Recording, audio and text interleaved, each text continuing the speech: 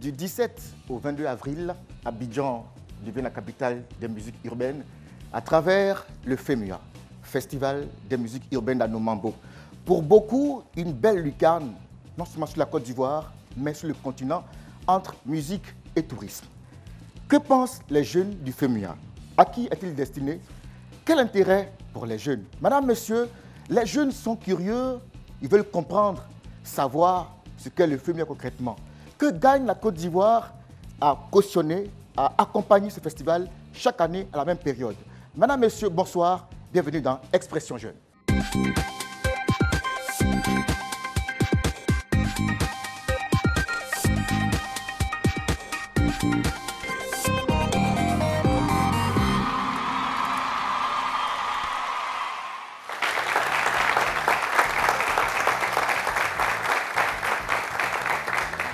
Le FEMUA, quel intérêt pour le jeune? Pour nous éclairer ce soir, nous vous demandons de recevoir M. Traoré Salif, plus connu sous Asalfo, lead vocal du groupe Magic System, par ailleurs commissaire général du FEMUA. Voilà. Bonne arrivée. Merci beaucoup, Serge. Merci de me recevoir. Merci beaucoup. Merci. Merci, les gars. Le FEMUA, quelle opportunité pour le jeune, Asalfo, encore une fois publique, ovation pour lui. Voilà. Modèle pour jeunes aujourd'hui, reçoit un jeune Ivoirien de 22 ans d'âge. Il s'appelle Karim Aboubakar, c'est son nom. Il est ingénieur en agroéconomie. Il est le PDG d'une start-up Invective qui excelle dans le domaine agricole. Bonsoir et on est dans Expression Jeune, amis jeunes. Voilà.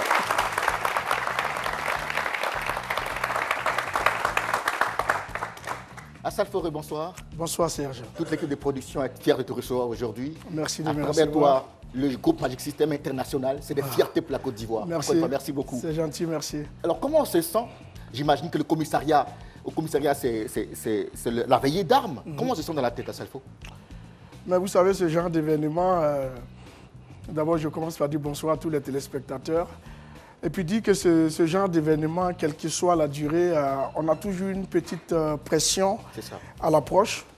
Et aujourd'hui, tout le monde sait que le FEMUA a démarré. Nous, le FEMUA, ce n'est pas seulement quand les artistes sont sur scène que ça démarre. Bien sûr. Ça commence, je crois, 8 mois avant, parce que quand un FEMUA finit, le lendemain, il commence la prochaine édition. C'est ça. Et on est dans le starting block. C'est un festival qui accueille beaucoup plus de monde, donc ça demande beaucoup plus de préparation. Et après, il y a le facteur chance, le facteur divin, parce qu'on prie toujours pour que tout se passe bien. Tout à fait. Voilà. D'accord. Alors, on est à la 11e édition. On va dire, à quelle question vient répondre ce festival, monsieur le commissaire? Ben, ce festival, au début, c'est parti d'une idée de vouloir remercier un petit village qui nous a vu naître, le village d'Anoumambo. Une fois, on était en voyage en Europe et puis on traversait le petit village français. Et puis on a parlé entre nous, on dit, écoute, nous on part jouer souvent dans des petits villages, on voit comment ils sont contents et pourquoi on ne le ferait pas pour Anoumambo. Essayons de donner un concert gratuitement à Anoumambo et on va voir ce que ça va donner. Et c'est comme ça que l'idée du FEMUA vient. Après, je ne voulais pas venir avec le groupe Anoumambo, on finit de jouer et on ne donne rien aux populations. Donc j'ai dit, il faut qu'on ait quelque chose pour accompagner. C'est-à-dire quand on finit, il faut qu'on laisse quelque chose qui reste. On laisse des traces en fait. Qu'on laisse des traces. Il n'y avait pas assez de moyens à l'époque. Donc j'avais un ami qui jouait dans le championnat anglais, Olivier Capot. Donc j'appelle Olivier et je lui dis, écoute, moi j'ai besoin des jeux de maillot de Birmingham. Il jouait à Birmingham. Donc je l'appelle, il me dit, écoute, ce week-end on joue à domicile, tu viens, je vais te présenter au président du club et puis on va voir si on peut avoir quelques jeux de maillot pour toi. Donc je vais, effectivement, ça se passe bien et on me remet des jeux de maillot. Donc j'ai dit, bon écoute, pour le concert, on va remettre un jeu de maillot aux jeunes d'Anoumambo.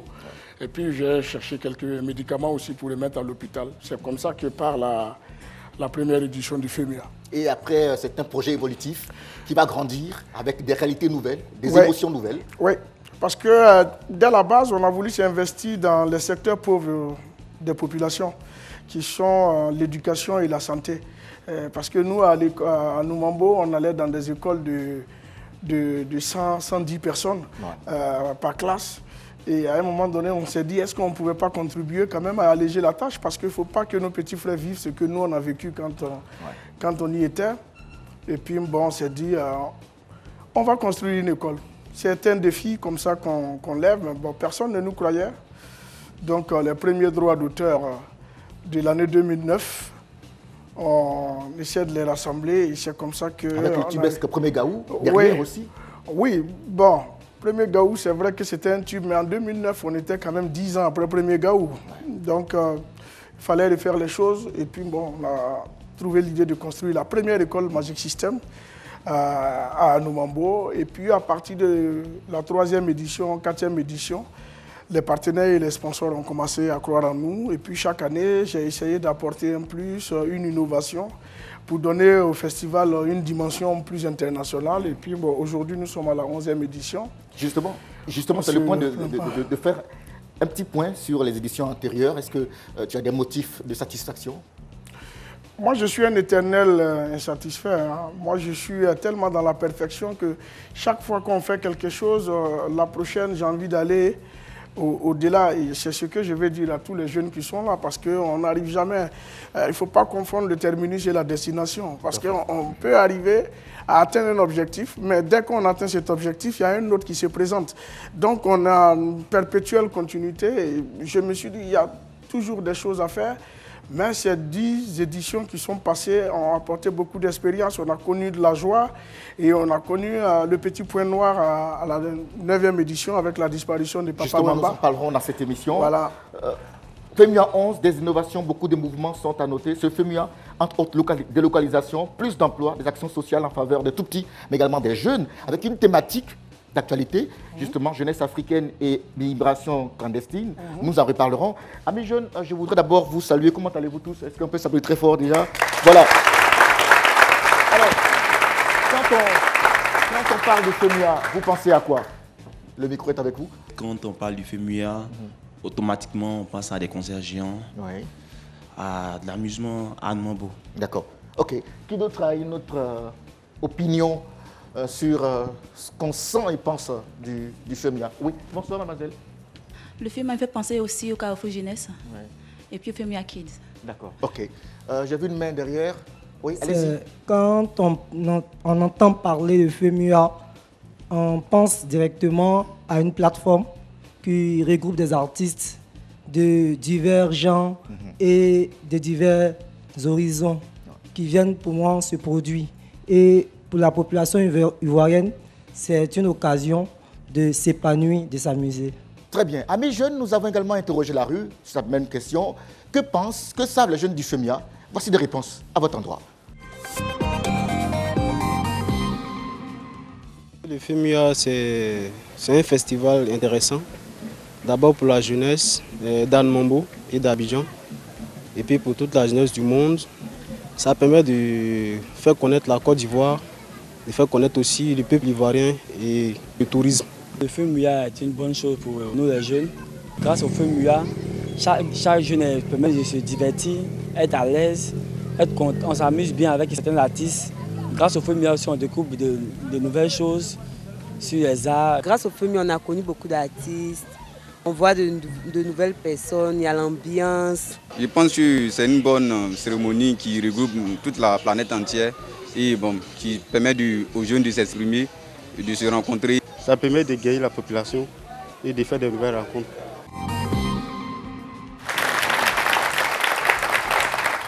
Si vous arrivez sur les antennes de RTI2 et sur Fréquence, vous êtes dans Expresso Jeune. Aujourd'hui, nous parlons du FEMUA. Alors, monsieur le commissaire, sur le plateau comme de la circulation, on a le sentiment que le public, les populations sont plus axées sur le côté festif, spectacle, show, que sur l'aspect développement par ces actions sociales qui promeut le FEMUA.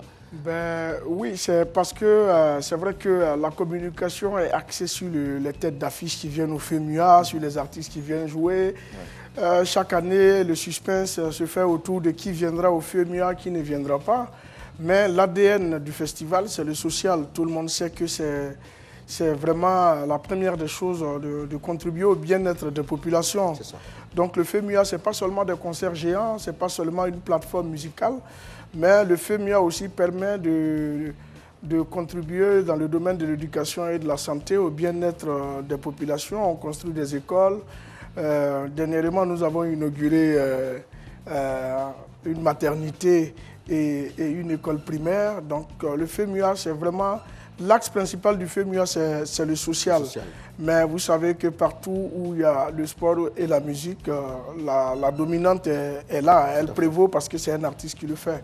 D'accord. Voilà. Alors, ce qui veut dire qu'il y a un petit travail quand même à faire dans ce sens-là, pour qu'on reconvertisse les mentalités, bien sûr, le côté social, le côté qu'on a envie de mettre en avant. Oui, c'est bien d'avoir ce genre d'émission pour expliquer aux populations que non, le FEMUA, le cadre musical est un cadre pour pouvoir rassembler. C'est juste un prétexte en fait. Oui, c'est pour pouvoir rassembler, pour pouvoir unir tout le monde, créer le vivre ensemble. Mais derrière, c'est de grosses réalisations parce que grâce au FEMUA, personne ne sait qu'aujourd'hui en Côte d'Ivoire, il y a 3800 enfants qui vont dans des écoles Magic System. Ça, c'est des choses, par exemple, que les gens ne retiennent pas. Oui. On revient de Loulo où nous sommes allés construire une maternité parce qu'il y a des Ivoiriennes qui étaient obligées d'aller accoucher au Mali par manque d'infrastructures. Et ces enfants étaient des apatrides. Donc, c'est des petites actions comme ça que nous amenons qui ont des impacts sur les chiffres du bien-être de population. Mais peut-être qu'on ne ressent pas tout de suite. C'est dans peut-être quand Assalfo ou Manadja ou Tino ne seront plus de ce monde qu'on verra ces résultats et qu'on dira... Je pense que vous êtes encore là pour bien longtemps, c'est clair. Vous êtes encore là pour bien longtemps. D'accord.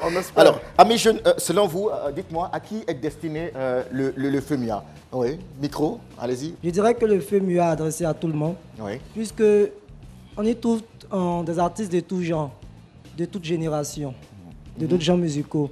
Voilà. D'accord. Ok. J'ai vu une main ici devant. À qui est destiné le FEMUA?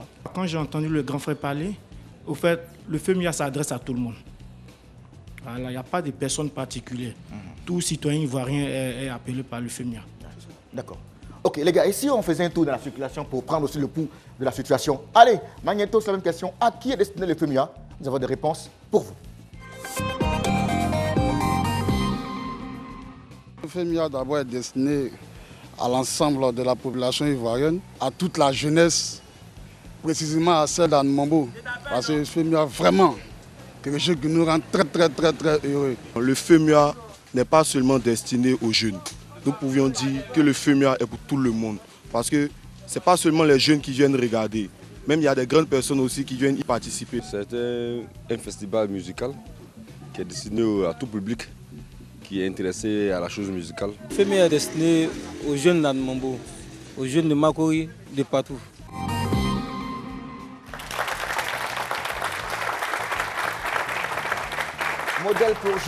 Modèle pour jeunes, aujourd'hui recevra un jeune ivoirien, son nom c'est Aboubakar Karim. Il est ingénieur en agroéconomie, fondateur d'une start-up qui excelle dans le domaine du service agricole. Alors, M. Salfo, à qui est destiné le FEMUA? Le FEMUA est destiné à toutes les populations. En tout cas, à celles qui se sentent concernées par tout le bienfait que le FEMUA peut apporter. Et puis, vous voyez, j'ai parlé d'école et de maternité. Mais le FEMUA, c'est quand même près de 3000 emplois indirects sur le tas, parce que nos mamans, par exemple, à Noumambo, elles vendent des sachets d'attiéké. Elles peuvent vendre entre 5 et 10 par jour. Mais quand il y a le FEMUA, c'est des tonnes d'attiéké qu'elles vendent. C'est du poisson, c'est de la boisson, le débit de boisson dans tous les maquis, dans tous les restaurants. C'est un format économique en fait. C'est un levier économique, pas seulement pour les populations d'Anoumambo, parce que nous faisons la délocalisation aussi pour ça. Quand on va à Korogo ou on va à Diaké, ces populations-là vivent. Donc c'est des emplois directs et indirects qui sont liés, sans parler de tous ceux qui travaillent autour du FEMUA, parce que j'emploie quand même plus de 300 personnes autour du FEMUA. Et le Carrefour Jeunesse, vous en avez parlé tout à l'heure, les jeunes viennent au Carrefour Jeunesse, certains ont eu des emplois. Je prends par exemple, il y a 3 personnes que j'ai embauchées chez moi. Ces 3 personnes sont issues du Carrefour Jeunesse. Donc le FEMUA, c'est un festival musical à la base, mais qui aujourd'hui est une plateforme tout simplement pour toucher tout le monde. Et donc qui s'adresse à toutes les couches sociales en fait. Toutes les couches sociales. Revenons sur les missions et objectifs du FEMUA. Oui. Notre objectif, c'était d'avoir 10 écoles avant 2020. Okay. C'est dur, mais j'espère qu'on va atteindre, parce qu'à ce jour, nous sommes à 6 écoles. Et c'est de pouvoir avoir 4 écoles dans les 2 années qui suivent. Ça, c'est vraiment le premier objectif.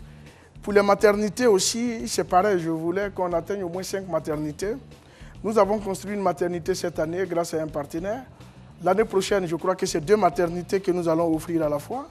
Donc l'idée est qu'en 2020, côté santé et éducation, qu'on puisse faire le point et dire que nous avons apporté un petit plus. Alors, on se rend compte que le FEMUA est devenu une institution. L'État, donc, on va dire, accompagne le festival. Ça démontre le sérieux de ce qu'est le festival et ce que vous y faites à l'intérieur. Oui, ça peut démontrer le sérieux, mais ça démontre aussi la bonne volonté des autorités à nous accompagner. Cette année, c'est le Premier ministre qui accepte d'être le parrain du festival. Ça veut dire que...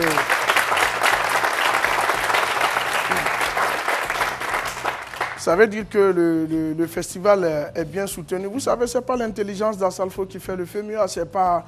Non, c'est la somme de plusieurs facteurs. Il y a des partenaires qui acceptent de donner leur argent.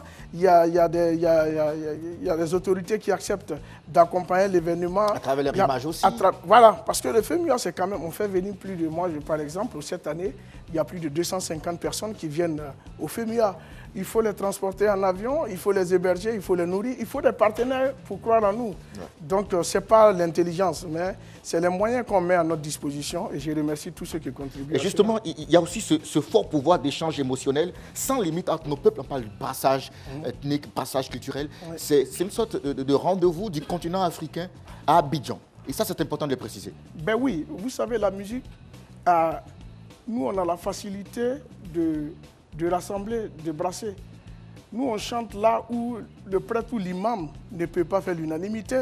Parce que nous, quand on chante, on a les chrétiens, on a les musulmans, on a les fétichistes, on a les animistes qui sont là. Donc la musique fédère, pareil que le football.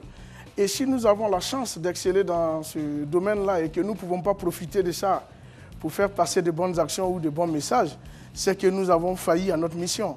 Et c'est ce que je me suis dit. C'est vrai que moi, je n'ai pas fait de longues études, je ne suis pas allé loin, donc je ne peux pas avoir une vision qui est beaucoup intellectuelle ou scientifique, mais le petit art que j'ai, qui est celui de chanter, me permet de rassembler. Je chante devant des chefs d'État, je chante devant des ministres, je chante devant des charbonniers, je chante devant tout le monde. Donc toutes les couches sont touchées et je peux profiter pour faire passer mon message. Justement, en termes de message, cette année 2018, vous avez décidé de vous adresser aux jeunes avec un message très fort, jeunesse africaine et immigration clandestine. Pourquoi? Mais d'aucuns diront qu'on surfe un peu sur l'actualité, mais non, c'est quelque chose il y a longtemps qu'on parle de ça. Il a fallu qu'il y ait le petit épisode de la Libye pour que toute l'Afrique se réveille pour dire « Ah ouais, c'est pas bon, c'est pas normal ». Mais ça fait 10 ans que cela existe, que les gens passent par Lampedusa, que les gens passent par les côtes libyennes. Et à un moment donné, il fallait interpeller, il fallait dire aux jeunes. Là, on a fait un sondage avec l'UNICEF pour demander aux jeunes, mais qu'est-ce que vous amène à vouloir fuir la Côte d'Ivoire ou bien à vouloir fuir le pays? Les réponses qui venaient, c'est non, c'est parce que chez nous, on n'a pas de travail. La pauvreté, la pauvreté, le manque d'infrastructures. Voilà, on ne nous accompagne pas, les banques ne nous accompagnent pas, l'État ne nous accompagne pas. Je veux dire, oui, ça c'est peut-être des facteurs, mais c'est faux, c'est culturel. C'est dans la tête de l'Africain que si tu n'es pas allé en France, tu n'as pas réussi. Ça, c'est dans la tête de tout le monde. Donc, il faut qu'on puisse parler aux jeunes. Nous qui avons eu la chance d'aller en France il y a 20 ans, qui avons vécu là-bas, on sait ce qu'il y a et on peut dire aux jeunes qu'on peut rester ici et puis réussir. Et quand on réussit, quand on a envie de voir la France, on peut y aller. Mais ce n'est pas de passer par la Méditerranée, prendre des bateaux, aller mourir. La Méditerranée est devenue un cimetière commun pour toute l'Afrique. Ouais. Des jeunes meurent. Mais pourquoi aller dans un rêve hypothétique? Ils vont dans un rêve où ils ne sont pas sûrs d'arriver. Moi, je n'emprunte pas le chemin d'un rêve où je ne suis pas sûr d'arriver. Alors, justement, vous avez chanté cela dans vos répertoires musicaux à Assalfo. Est-ce que vous n'avez pas le sentiment que le message n'est pas bien passé? C'est ce pourquoi peut-être vous voulez qu'on mette l'accent là-dessus? La répétition est pédagogique. Bien sûr. Ouais. Chaque fois que vous parlez, il y a au moins 2 qui changent d'avis. Ouais. Tout le monde ne va pas changer d'avis tout d'un coup. Donc, on va parler, il y a 2 qui vont changer, 3, 4, 5. Et ça va devenir, à un moment donné, ça va changer. Qu'est-ce qui prouve que ceux qui nous regardent aujourd'hui, peut-être qu'il y en a qui comptaient partir demain. Là, on les a découragés. Là. Voilà, il y en a qui comptaient partir demain. S'ils étaient 10, il y a au moins 6 qui sont découragés. Ouais. C'est déjà une victoire. Tout à fait. Voilà, mais il faut parler. Alors, amis jeunes, quel intérêt le FEMUA revêt pour vous? Vous avez la parole, oui. L'intérêt du FEMUA pour moi, c'est que le FEMUA aujourd'hui fait la promotion des jeunes et fait la promotion de la culture ivoirienne. Ouais. Voilà, donc il y a l'aspect culturel qui est mis en exergue. À travers, le FEMUA, à travers tout ce que le FEMUA nous présente. Ok. Voilà. Le micro derrière, à notre ami, oui, derrière. Voilà. D'abord, pour moi, le FEMUA met en avant des artistes, mais des leaders, des personnes qui ont galéré, qui ont réussi et qui sont pour toute la jeunesse ivoirienne et africaine un modèle. Un modèle de personnes qui véhiculent des valeurs de reconnaissance, de redevabilité vers ceux qui les ont aidés. Ouais. Pour moi, c'est cette jeunesse-là, ces leaders que la jeunesse doit suivre, puisqu'ils montrent d'où on peut aller et où on peut arriver, quand on arrive et quand on a réussi, ce qu'on doit faire en retour pour l'Afrique, pour la Côte d'Ivoire. Et vraiment, M. Assalfo, vous êtes un modèle pour toute la jeunesse ici.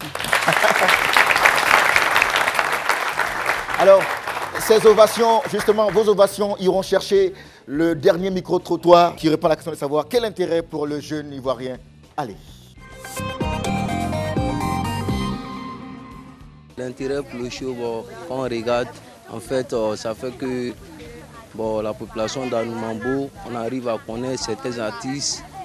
Bon, ça fait le développement aussi de notre quartier aussi. L'intérêt pour le jeu de FEMUA, en tout cas, ça fait beaucoup de participation en Mambo. D'abord, les maquis, les boîtes de nuit qui sont là, qui ne marchent pas, en ce moment-là, ça donne. Mon intérêt, c'est que quand il y a FEMUA, tout marche. Tout ce qu'il fait, ça marche. Moi, je vois l'intérêt amical, fraternel, d'échange, et puis une occasion pour les jeunes de découvrir certains artistes de qualité qui n'ont pas véritablement des moyens pour aller assister à leurs concerts. Et comme ce concert est gratuit, ça leur donne l'occasion de pouvoir voir ces artistes-là en direct.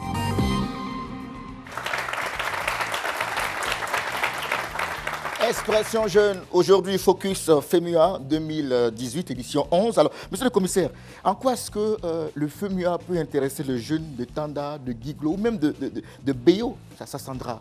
Ouais. Mais le FEMUA, au début, je vous ai dit que c'était pour rendre hommage à un petit village. Aujourd'hui, c'est toute la Côte d'Ivoire. Et là où le FEMUA devait intéresser les jeunes, c'est le contenu que nous avons essayé de donner à ce festival au fil des années. C'est-à-dire, nous avons essayé de mettre un carrefour jeunesse qui permet à toute la jeunesse de participer, pas seulement à la jeunesse d'Anoumambo ou d'Abidjan, mais à toute la jeunesse. Ce qui fait même que cette année, dans 2 jours, nous serons à Korogo pour parler avec la jeunesse dans le cadre du carrefour de la jeunesse. Donc, les jeunes ont un intérêt particulier à suivre de près parce que le FEMUA devient une courroie de transmission entre ces jeunes-là et ceux à qui ils veulent s'adresser. Les différents ministères, les différentes institutions qui s'occupent de la jeunesse. On fait des formations, on apprend aux jeunes comment peut-être remplir un CV. Ça peut être anodin, ça peut être un truc, mais grâce au FEMUA aujourd'hui, il y a des jeunes qui savent comment adresser un courrier à quelqu'un. Il y a des formateurs qui viennent parler. On met des panels en place pour que des sachants puissent donner des solutions aux jeunes pour se prendre en compte sans forcément vouloir aller se tuer, entre guillemets, dans la Méditerranée. Donc tous les jeunes ont un intérêt dans le FEMUA. Justement, à ce propos, je vous propose qu'on aborde le contenu véritable de l'édition 11, monsieur le commissaire. Cette année, le FEMUA ne sera pas dans son noyau de naissance. Il sera délocalisé, cette fois-ci à l'INJS, donc c'est toujours à Marcory. Les raisons qui le justifient? Ben, vous savez, le combat de Magic System, c'est de rendre Anoumambo un village moderne. Ouais. À l'image de certains autres. Voilà, à l'image de certains. Et nous sommes en train de, par exemple. Voilà, nous sommes en train de gagner cela. Parce qu'aujourd'hui, nous avons gagné le bitumage d'Anoumambo. Et ça a engendré beaucoup de travaux. J'ai regardé les interviews tout à l'heure, j'ai reconnu Anoumambo. Vous verrez que... En pleine mutation? Voilà, Anoumambo est en pleine mutation. Il y a des travaux de partout. Il y aura le bitumage. Donc, on va laisser les travaux suivre leur cours, puisque c'est notre souhait. La mairie est en train de faire un excellent travail. Et nous, on va déménager à l'INJS. Mais ce que les gens ne savent pas, c'est que l'INJS fait partie d'Anoumambo. Ouais. Parce que moi, quand j'allais au CP1, il n'y avait pas de l'eau entre l'INJS et Anoumambo. L'eau qui est là a été artificielle. Donc, puisque mon école était derrière le groupement foncier, je passais juste sur le terrain de l'INDS pour aller. Voilà. Donc, pour moi, on est toujours à Noumambo, mais on est dans un espace plus moderne, plus encadré. Et puis, l'État de Côte d'Ivoire a fait l'effort de mettre quand même 4000 chambres à l'INDS. Donc, ça nous permet d'héberger tous nos artistes, leurs musiciens et tout. Ça réduit les frais d'hôtel et tout ça aussi. Non, ça réduit pas seulement les frais d'hôtel, mais même le carburant, parce qu'il fallait aller chercher les artistes à Perpète et les ramener sur le lieu. Aujourd'hui, ils dorment là, ils répètent là, ils mangent là, ils font tout là. On va mettre des vélos à leur disposition pour se promener, parce que je contribue aussi à l'environnement. Bien sûr. Mais toutefois, à Noumambo demeure par excellence le lieu d'accueil du FEMUA, hein, ça c'est clair. C'est le festival de musique urbaine d'Anoumambo. Rassurez-vous, le A ne peut pas devenir Afrique, ça ne peut pas devenir Abidjan, c'est Anoumambo. Très bien. Alors, les festivités démarrent quand, monsieur le commissaire, véritablement? Mais ça a déjà démarré. Nous sommes dans les festivités, ça a démarré. Les grands concerts vont commencer à partir de ce 20 avril. Mais les concerts de l'Institut français, c'était le 17 et 18 avril. Et puis, les grands concerts, c'est 20 et 21 avril à l'INDS, comme vous l'avez dit, avec 14 artistes qui vont prester en 2 jours. Et puis après, on va à Korogo pour l'apothéose. Et la surprise que nous avions réservée, c'est que le groupe Magic System allait jouer, pas pour Abidjan. On a fait 4 concerts. On a fait 4 concerts à Abidjan l'année dernière. Donc là, on va jouer exceptionnellement à Korogo. C'est une exception. C'est pourquoi j'ai demandé à ce qu'on ne mette pas Magic System sur les affiches. Parce qu'on n'a pas fait le FEMUA pour se promouvoir. On a fait ça pour promouvoir beaucoup d'autres choses. Et voilà, on s'est dit qu'on pouvait faire plaisir à Korogo. On va revenir sur le mode opératoire. On va rappeler les lieux où vont se tenir ces festivités du FEMUA. Ça va se passer comment concrètement? Mais on a commencé avec les concerts de l'Institut français, 2 concerts. Maintenant là, il y a le Carrefour Jeunesse. Donc les jeunes peuvent se déplacer à l'INDS en ce moment où je parle. Mais comment ils vont accéder à ces différents sites? C'est gratuit. C'est gratuit. C'est de venir... il y a ici le site de la Fondation Magic System ou le site du FEMUA pour prendre tous les renseignements. Les jeunes peuvent participer. C'est 2 jours de Carrefour Jeunesse.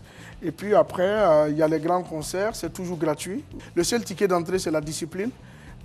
Et après, on va à Korogo. Ceux qui veulent venir à Korogo peuvent nous suivre. Donc, tout le monde peut venir. Alors, quelques points, quelques figures centrales? J'ai essayé de faire une programmation panafricaine. Donc, quand on parle de panafricanisme, on parle même de la diaspora. Parce que j'ai invité Soprano, c'est vrai, qui est né en France, qui est rappeur français, mais qui a ses origines aux Comores. Donc, c'est un Africain, c'est quelqu'un qui le revendique. Et j'ai trouvé qu'il pouvait venir dans ce FEMUA. J'ai invité Lokwa Kanza. Lokwa Kanza, il va fêter ses 60 ans. Non, 60 ans de 60 ans de vie. Voilà. Bien sûr. Sur la scène, il est né le 21 avril. D'accord. Et le 21 avril, à minuit, il sera sur la scène à Noumambo, à l'INDS. Voilà.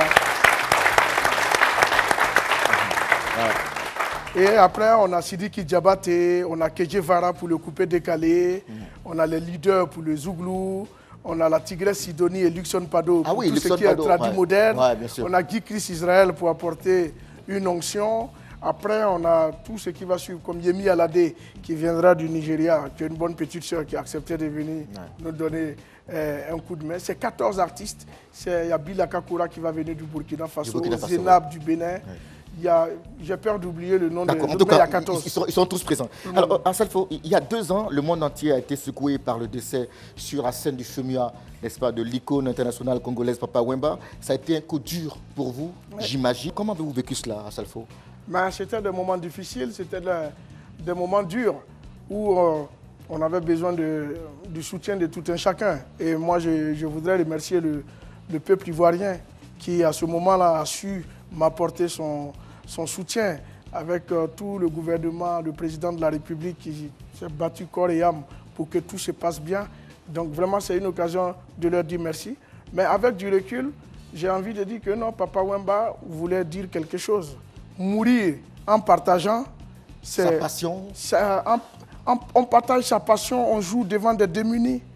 Est-ce que vous savez ce que c'est de de mourir dans un concert gratuit. Oui, je vous donne le dernier de moi et je m'en vais. Ça, c'est fort. Et c'est pas tout le monde qui peut vivre. Même Molière, il a improvisé sa mort. Il n'est pas mort sur scène. Alors, quelles leçons vous tirez aujourd'hui de ce drame, Assalfo? Les leçons qu'on peut tirer de ce drame, c'est qu'on ne peut jamais être prêt à affronter toute difficulté. Moi, je me disais que j'ai eu déjà une enfance difficile à Noumambo. J'ai connu tous les périples de la vie, mais je ne savais pas qu'il y avait quelque chose de plus fort qui pouvait arriver. La mort de Papa Wemba a été l'une des choses les plus terribles, pas seulement pour moi, mais pour le groupe Magic System. Parce que on est tous nés dans la musique de Papa Wemba, on l'a écouté. Mais rien, on ne pouvait pas me dire à Noumambo un jour que ce Papa Wemba, là, il viendra mourir dans ta main. Après, tu te poses la question, mais pourquoi c'est dans ma main qu'il décide qu'il vient mourir? Après, je comprends que non, c'est peut-être une passation de flambeau. Et je vais dire, je lui dis merci pour ce geste qu'il a fait. Et je crois que de là où il est, il doit être fier parce que le FEMIA continuera pour sa mémoire. Et ça permet aussi au comité d'organisation de régler certains aspects. Non, il n'y avait pas de... Vous savez, moi, je n'ai pas voulu... Je suis quelqu'un qui, sur les réseaux sociaux, je réponds très rarement. Ça se voit. Voilà. Je suis très... Non, je réponds très rarement aux gens. Mais je veux dire aux gens qu'il n'y a eu aucune faute du comité d'organisation. Ce que les gens ne savent pas, c'est que je suis même allé devant le procureur pour expliquer. Tous les médecins ont été interviewés. La famille de Papa Wemba a été interviewée. Ce que les gens ne savent pas, tout a été fait. Je vais vous dire que entre un joueur et son banc de touche, là où il y a les trucs, il n'y a que 30 secondes de course. Mais souvent, le médecin arrive trop tard, il est mort sur le terrain. Ouais. C'est pour vous dire qu'il y a des événements, quel que soit, même si le Papa Wemba était arrêté avec un médecin ce jour-là sur scène, il serait parti. C'était le moment qui était arrivé. Mais il faut philosopher. Et puis, il ne faut pas s'asseoir sur les réseaux sociaux pour passer son temps à dire non, il n'a pas fait ça, non. Alors, comme empoisonner un micro, je ne savais même pas que ça pouvait se faire. Ouais. Donc, je pense que c'est déjà suffisamment clair, là, comme ça. Voilà. Allez, amis jeunes, pour finir, nous sommes pratiquement à la fin de cette première partie de l'émission. Dites-moi, qu'est-ce qui a déjà participé au FEMIA? Oui, allez-y. J'ai déjà participé au FEMIA. D'accord. J'ai été dans l'organisation du Carrefour Jeunesse. D'accord. Et puis au FEMIA Kid aussi. Merci beaucoup. Alors, M. Assalfo, nous sommes pratiquement à la fin de cette émission. D'abord, que gagne la Côte d'Ivoire à accompagner le FEMIA? Ben, ce que gagne la Côte d'Ivoire, c'est déjà cette ouverture, parce que j'ai entendu un jeune parler de la promotion de la culture qu'on fait, mais aussi d'avoir, en tant que plateforme de la musique africaine, avoir ce genre de festival, parce que la Côte d'Ivoire n'a jamais eu un festival qui a fait plus de 4 ans. Aujourd'hui, la Côte d'Ivoire a son festival à travers le FEMIA. Et avoir cette plateforme, je crois qu'il n'y a pas meilleure manière, parce que les promoteurs ne sont pas immortels, mais il faudrait que le festival il reste immortel. Il faudrait que après vous, ça pourrait continuer. Il faut que ça continue. Il faut que ça continue parce que c'est devenu une plateforme de rencontre, pas seulement entre musiciens, mais aussi des jeunes, aussi des commerçants, aussi des intellectuels. C'est vraiment un festival qui regorge tout. Et je crois que le gouvernement ivoirien a compris cela en vraiment m'accompagnant de manière sincère. Maintenant, le FEMIA n'appartient plus à Magic System. Ça appartient à l'État de Côte d'Ivoire. Ça appartient à tout le monde. Pas seulement à l'État de Côte d'Ivoire, mais aux Ivoiriens. Aux Ivoiriens, merci beaucoup. Alors, Assalfo, alors, justement, 2 dernières questions. D'abord, revenons sur le FEMIA Kids. Je veux qu'on développe ça un petit peu, parce qu'on sait qu'il y a le FEMIA pour les jeunes, mais pour les kids, ça va porter sur quoi? Mais le FEMIA Kids, vous savez, les enfants, c'est eux qui portent les vrais messages. C'est dès le bas âge qu'il faut apprendre aux enfants de vivre ensemble. Donc, on a réfléchi à partir de la 7e édition du FEMIA de trouver un volet pour les enfants, les mercredis où ils ne vont pas à l'école, qu'ils viennent s'amuser. Mais c'est des activités ludiques, mais éducatives aussi. Parce que, par exemple, il y a la première dame qui, chaque année, me donne son bibliobus pour que les enfants puissent venir lire dedans. Il y a des gens qui viennent faire... D'abord, je lui dis merci pour ça. Il y a des personnes qui viennent apprendre aux enfants ce que c'est l'environnement, ce que c'est le vivre ensemble. Et puis, chaque année, le groupe Magic System va donner un concert, même si c'est 2 ou 3 titres gratuitement, accompagné de beaucoup d'artistes. Cette année, je demande à tous les enfants de venir à l'INDS, à tous les parents de déposer leurs enfants à l'INDS dans la sécurité, dans la quiétude. Pour les enfants qui sont à l'intérieur du pays, ce n'est pas grave. La RTI a décidé de retransmettre en direct le FEMIA Kid pour permettre aux enfants qui sont à l'intérieur du pays de vivre cela aussi. Voilà. Alors, il y a À Salfo, il y a quelques jours, vous inauguriez une maternité dans le nord du pays, à Mbengue.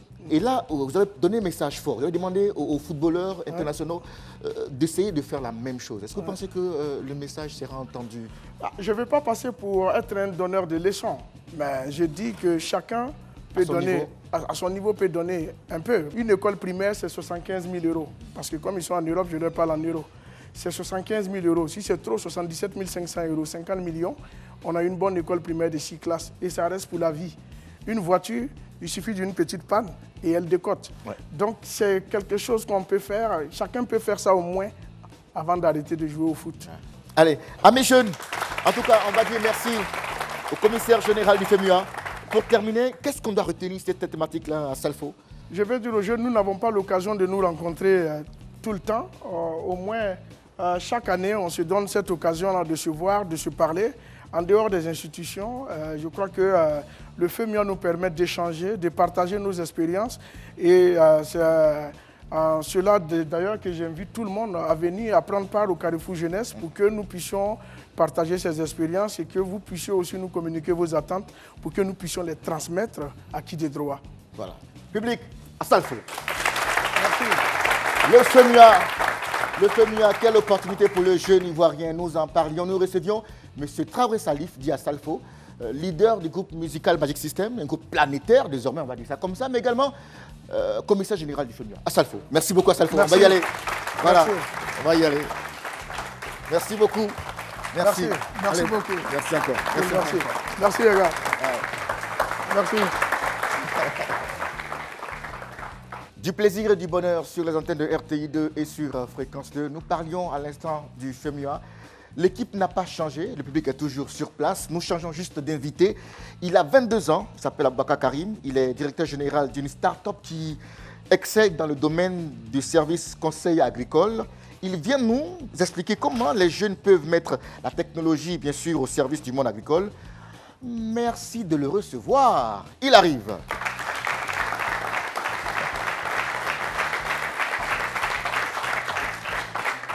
Ça va, champion? Oui, ça va. Bonne arrivée. Allez, assieds-toi, s'il te plaît. Voilà. Ça va bien? Oui, ça va, et chez vous? Bien, merci. Alors, tu n'es pas venu avec tes trophées, hein? Malheureusement, tu les as oubliés, mais ce n'est pas bien grave. Alors, nous parlions à l'instant du FEMUA. Est-ce que tu en as entendu parler? Oui, bien sûr. Ouais. En fait, c'est un événement que je suis déjà. J'ai eu l'occasion d'assister à deux éditions déjà. Ouais. Et puis, c'est vraiment quelque chose que j'encourage. C'est bien d'avoir un festival de musique auquel, en fait, on peut s'identifier en tant que jeune. Et puis, au niveau aussi national, c'est bien d'avoir quelque chose d'aussi grand, d'aussi bien fait. Alors, tu écoutes la musique? Bien sûr. Alors, quels sont tes genres musicaux, tes artistes de chevet? Moi, personnellement, j'écoute, je suis plus influencé par la culture hip-hop. Je savais ça, hein, quand je t'ai vu là. Non, non. Ça ne peut pas mentir, quoi. Donc, D'accord, vas-y. Ouais. La culture hip-hop? Oui, la culture hip-hop, le rap et tout. Donc, j'aime bien tout ce qui est... Mais le rap français en particulier, parce que... Maître Gims? Oui, Maître Gims, mais plutôt Booba, Youssoufa. Niska. Ouais, Niska, donc avec un message en fait, voilà, qu'on peut vraiment comprendre et puis qu'on peut... Très bien. Alors, cette passion pour la musique, tu l'as aussi pour le monde agricole, c'est venu d'où et comment? Bon, je suis passionné du monde agricole depuis longtemps. Ouais. En fait, déjà à partir de la classe de CM2, 6e, lorsqu'on faisait en fait des petites expériences et tout, on mettait des graines d'arachide dans des pots avec du coton et tout ça pour voir un peu comment... Ouais, exactement. Donc c'est à partir de là que ma passion pour l'agriculture a vraiment commencé. C'est ça. Ensuite, j'ai décidé un peu de faire des petits potagers à la maison. Et de là, j'ai décidé après d'étudier en agronomie. Et tu as dû faire tes études à l'étranger aussi pour ça? Oui, exactement. Donc je suis parti à l'université Laval au Canada. Ouais. Et juste après mes études, en fait, j'ai décidé de rentrer pour me consacrer entièrement à la start-up qui est une entreprise aujourd'hui qui s'occupe en fait de tout ce qui a trait aux nouvelles technologies dans le domaine agricole. On utilise des drones notamment pour aller sur les plantations, permettre de diagnostiquer les maladies et tout, permettre aux planteurs de beaucoup plus rapidement prendre des décisions et puis aussi au niveau de la cartographie aérienne par drone. Alors, en Côte d'Ivoire, les autorités ont décidé de rendre les métiers agricoles plus attractifs, de sorte à intéresser la jeunesse. Alors, comment penses-tu qu'il est possible de relever ce défi, Karim? Je pense déjà qu'au niveau de l'agriculture, il faut la rendre plus attractive donc, pour les jeunes. Il faut avec de nouveaux métiers. Donc aujourd'hui, par exemple, nous, on vient avec une nouvelle expertise, celle des drones. C'est beaucoup plus intéressant, je vais dire, d'utiliser un drone pour aller au champ que d'utiliser la daba. Donc il faut peut-être essayer de... Quoi est-ce que la daba peut faire? Non, le drone, c'est plus intéressant d'utiliser un drone que d'utiliser la daba. C'est plus cool de piloter un drone en fait. Donc en fait, ça rend, on va dire, le domaine agricole beaucoup plus attractif. Aujourd'hui, j'ai assisté à une conférence justement sur l'agriculture et ils ont dit en anglais « Make agriculture sexy ». Donc c'est en gros rendre l'agriculture plus intéressante en fait. Très bien. Ouais. Amis jeunes, comme vous le savez dans cette émission, vous que nous regardez, vous que nous écoutez, il y a toujours le volet qui consiste, n'est-ce pas, à vous présenter la biographie de l'invité. Ce soir, ce jour, c'est lui, Karim. Vidéo. Aboubacar Karim est un jeune Ivoirien de 22 ans, ingénieur en agroéconomie, fondateur de la start-up Investive. Ayant décidé de faire carrière dans le domaine agricole très tôt, en classe de 6e, c'est naturellement qu'après l'obtention de son baccalauréat scientifique au lycée français Blaise Pascal, que notre modèle du jour va décider de faire ses études en agroéconomie à l'université Laval, dont la faculté d'agriculture est reconnue comme étant l'une des meilleures au monde. Une fois à l'université, il décide de s'impliquer dans la communauté ivoirienne en étant dans le bureau de l'association ivoirienne et de la communauté africaine, en cofondant l'association culturelle africaine de l'université Laval. Parallèlement à ses activités, il est toujours attiré par l'entrepreneuriat. De ce fait, il travaille sur un premier projet en 2014, Airspress. Il s'agissait d'utiliser le flux de voyageurs pour transporter des colis. Toutes ces actions entreprises lui ont permis d'obtenir le prix d'excellence afro-antillais du Québec et une invitation du gouvernement d'État américain pour participer au sommet mondial de l'entrepreneuriat au Kenya avec le président Obama en 2015, où il était le plus jeune participant. Malheureusement,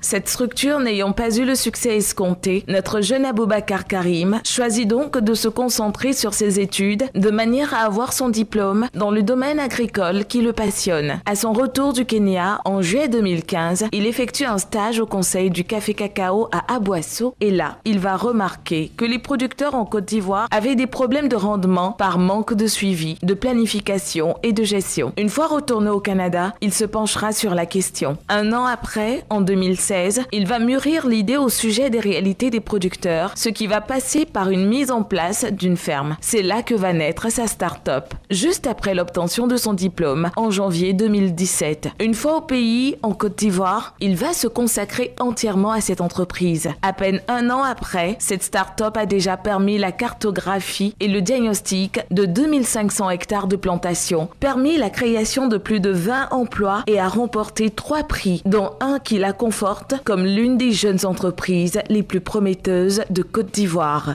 Expression Jeune est heureuse de te présenter cet exemple de persévérance et de réussite sociale. Recevons comme il se doit le jeune Aboubacar Karim.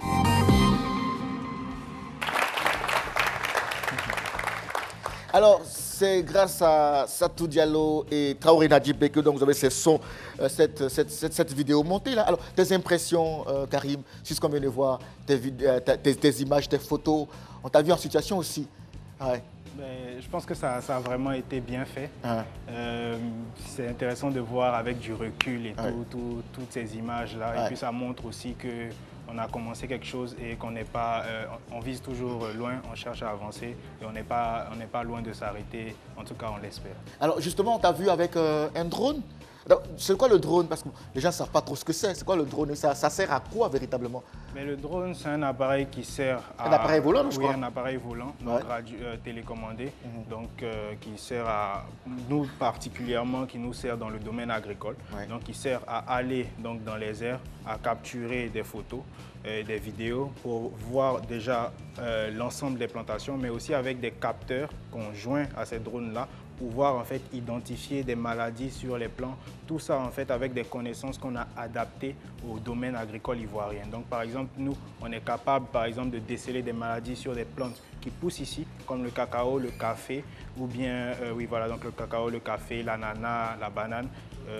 Et puis voilà, essayer de trouver des solutions, mais plus adaptées au contexte ivoirien, au contexte ouest africain. Très bien. Amis jeunes, comme vous le savez, il y a une partie dédiée donc aux échanges.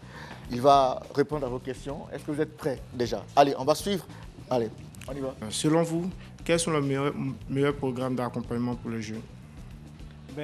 En Côte d'Ivoire, il y a plusieurs programmes qui accompagnent les jeunes.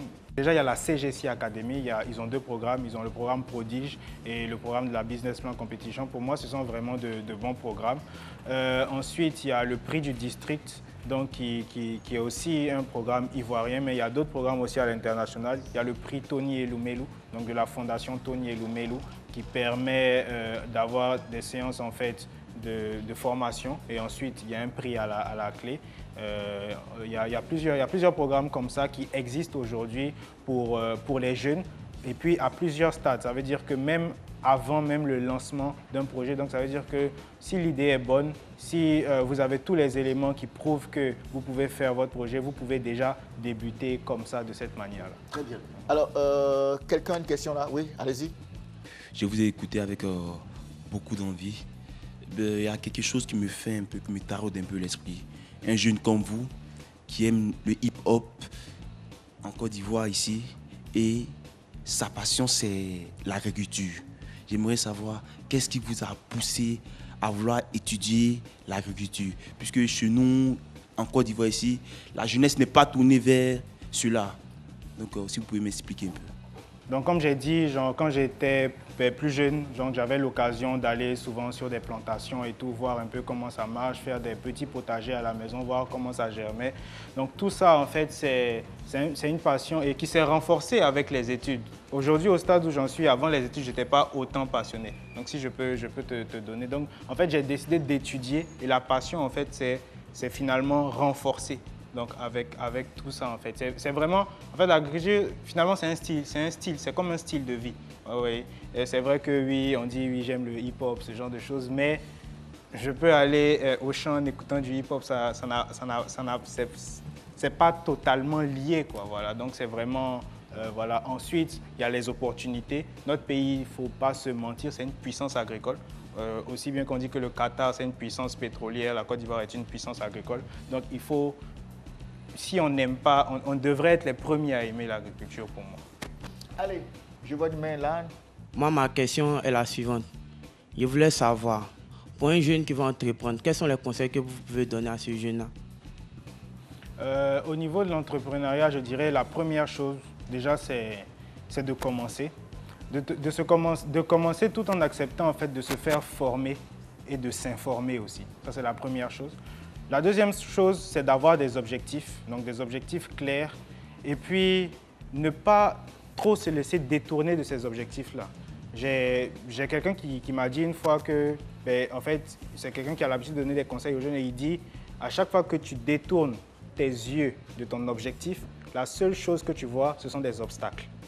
Donc c'est un peu pour vous dire, en fait, l'important c'est de rester concentré, de savoir où on va, même si pour atteindre cet objectif, vous n'avez pas tout le chemin tracé. L'idée, c'est de l'avoir en tête et puis de faire petit à petit son bout de chemin. Et puis le troisième conseil, je dirais la persévérance. Allez, l'avant-dernière question, vas-y. Je voulais savoir sur vos sources d'inspiration. Qui est votre entrepreneur africain préféré et à l'échelle mondiale, quel est aussi votre entrepreneur préféré? Bon, à l'échelle africaine, je dirais le Nigérian Tony Eloumelou. Ouais. Donc Tony Eloumelou, j'ai été lauréat aussi du prix Tony Eloumelou. Donc c'est quelqu'un qui a déjà, un peu comme Magic System le fait, c'est-à-dire il a d'une certaine manière réussi dans sa carrière entrepreneuriale et aujourd'hui il redonne donc, à la société. Donc c'est un peu c'est lui vraiment mon modèle en tant qu'entrepreneur africain. À l'échelle mondiale, c'est Elon Musk, parce que lui, c'est vraiment un exemple en matière de persévérance et puis d'innovation technologique. Très bien. Voilà. Je vois une main là. En fait, j'aimerais savoir si vos services sont-ils accessibles aux jeunes paysans? Oui, nos services, l'objectif pour nous, c'est de banaliser ce genre de pratique à l'échelle en fait, de la Côte d'Ivoire, donc faire en sorte que ces services-là soient disponibles pour tous les planteurs. Mais pour ça, on passe plus par les coopératives. Donc ça veut dire qu'on s'adresse directement aux coopératives, on s'adresse aussi aux ONG d'appui au secteur agricole, aux interprofessions, pour qu'eux, ils nous permettent en fait finalement de démocratiser nos services, donc de les donner au maximum de personnes possibles, au maximum d'agriculteurs possibles. Oui, allez-y. J'aimerais savoir, parmi les concours auxquels avez-vous participé et lequel vous a été le plus bénéfique? Je dirais, pour moi en tout cas, je dirais le concours du patronat ivoirien, donc la CGC Academy. Déjà au niveau de la formation, c'est un concours qui a été vraiment bénéfique sur plusieurs plans. Ça nous a aidé à grandir en tant que jeune entreprise, à structurer les choses, à définir une vision claire pour le projet. Et c'est vraiment un très bon concours que je suggère d'ailleurs. La prochaine édition sera lancée, je crois, en juillet, que je conseille à tous les entrepreneurs. Ouais, porteurs de Allez, la dernière. J'aimerais savoir, nous qui avons les parents dans les campagnes, comment ils pourront bénéficier de vos conseils et autres et supports? D'accord. Donc déjà, nous, à notre niveau, on organise des tournées dans les campagnes et tout. Et puis, c'est de se rapprocher aussi des coopératives. Ça veut dire, nous, quand on va pas directement voir les planteurs, on cherche les entreprises qui fédèrent les planteurs et ce sont justement les coopératives. Donc, grâce à ces coopératives-là, on fait connaître nos services. On montre aux planteurs que, par exemple, je peux donner un exemple simple. Souvent, dans les plantations, ce qu'on voit, c'est que les itinéraires techniques souvent ne sont pas respectés. Donc, ça crée justement des problèmes au niveau de la rentabilité. Et malheureusement, c'est des choses, mais heureusement, finalement, c'est des choses que nous, on vient essayer de régler en leur donnant plus de conseils, en leur permettant d'optimiser finalement leur bout de leur parcelle qu'ils ont. Très bien. Alors, Karim, à moi maintenant, quel peut être, selon toi, l'apport de la technologie dans le progrès agricole en Afrique en général, en Côte d'Ivoire en particulier? Et puis, quel est le rôle des jeunes, ou alors le rôle que les jeunes peuvent jouer, n'est-ce pas, dans cette transformation-là? Au niveau de la technologie, il y a beaucoup de choses à faire dans le domaine agricole. Déjà, le premier problème à l'échelle ivoirienne, à l'échelle africaine, c'est le problème foncier.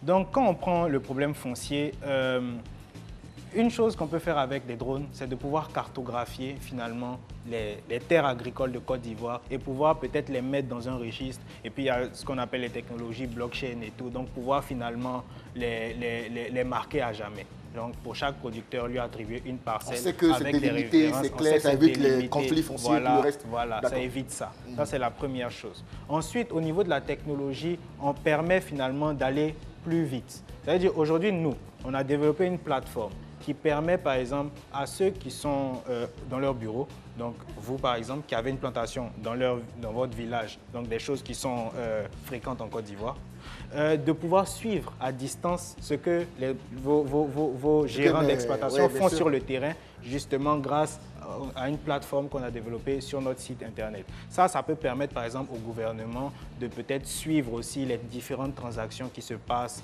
Peut-être, donc on peut développer en fait ce genre. Je sais que dans certaines filières ça se fait déjà, ça veut dire qu'il y a des systèmes informatiques qui sont développés pour pouvoir tracer finalement les produits agricoles et justement l'agriculture de demain, ce sera une agriculture avec plus de traçabilité parce que les partenaires ou bien les clients veulent de plus en plus savoir d'où provient ce qu'ils consomment.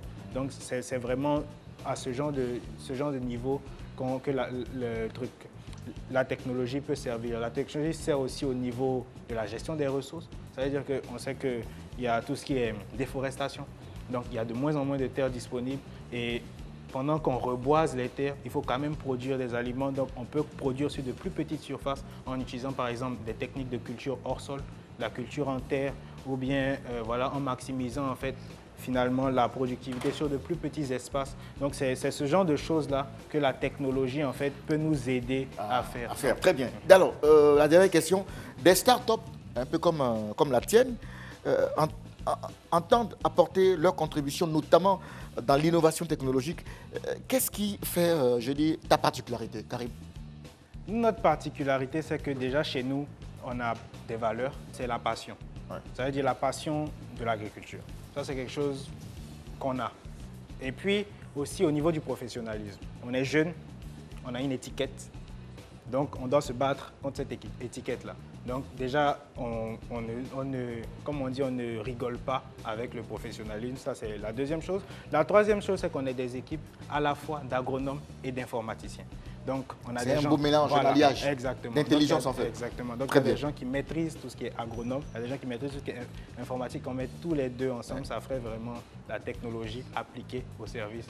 On peut appeler très fort notre invité du jour. Le FEMUA, quelle opportunité pour le jeune Ivoirien. Pour nous éclairer, aujourd'hui, nous recevions M. Traoré Salif, dit à Salfo, lead vocal du groupe Planétaire Magic System. Par ailleurs, commissaire général du FEMUA, public encore appelé à Salfo très fort pour son passage. Modèle pour jeunes, cette semaine s'est intéressé au profil de ce jeune Ivoirien de 22 ans d'âge, Aboubacar Karim. C'est son nom, il est ingénieur en agroéconomie, je rappelle. Fondateur d'une start-up qui excelle dans le domaine, bien sûr, du service agricole. Amis jeunes, merci au fan club Magic System. Merci à tous nos amis étudiants qui sont venus ce soir. Retrouvons-nous jeudi prochain. Portez-vous bien. Salut, au revoir.